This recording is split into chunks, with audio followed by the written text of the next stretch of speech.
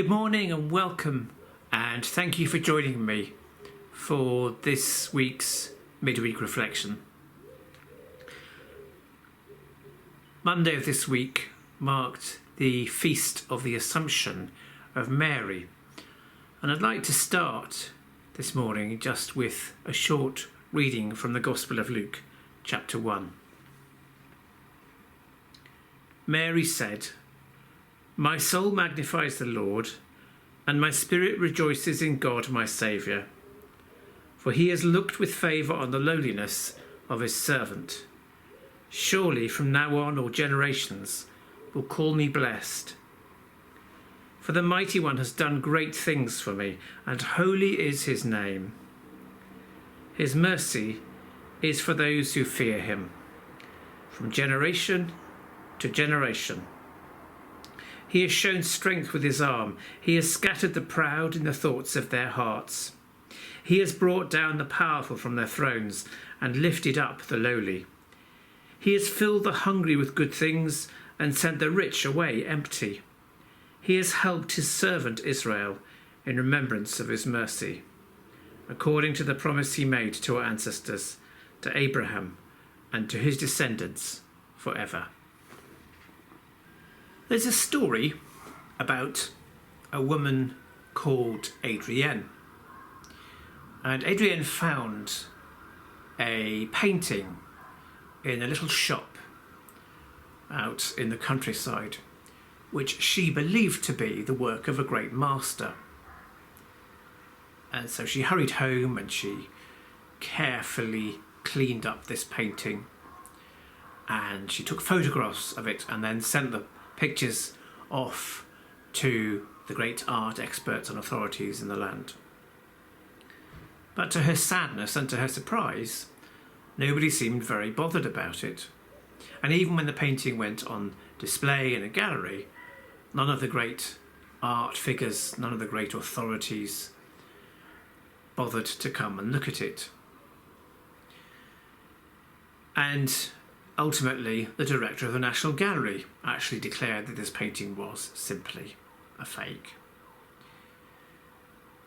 So Adrienne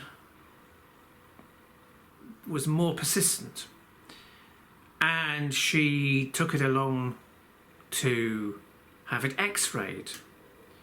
And she worked really, really hard to prove the provenance of this painting. And under x-ray, it became clear that you could see the initials of this great master artist.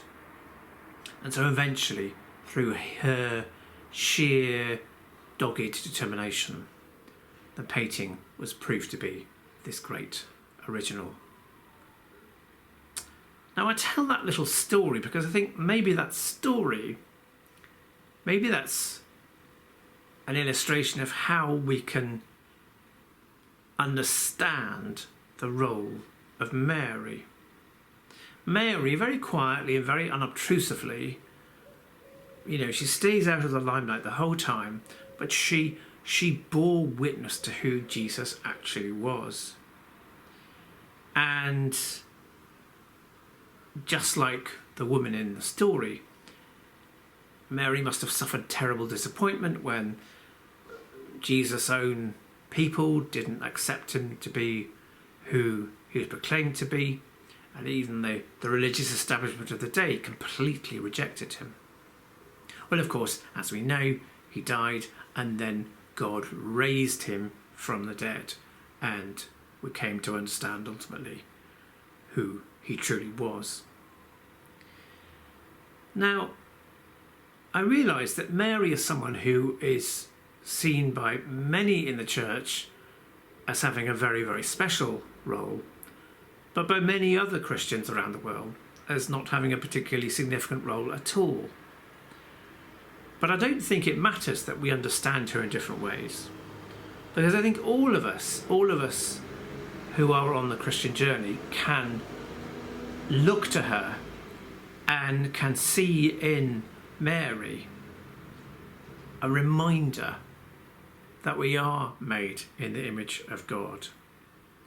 And I think Mary is a wonderful, a really lovely personification, an illustration of how each and every one of us has the potential to truly live our lives knowing that we're made in God's image, just like Mary, and understanding that we can truly live our lives in the fullness of who God made us to be. And however we understand Mary, I think in that sense she can be a huge example and a source of hope and encouragement and inspiration to all of us. Our hymn today is that wonderful song based upon those words I read to you a few moments ago. Tell out my soul.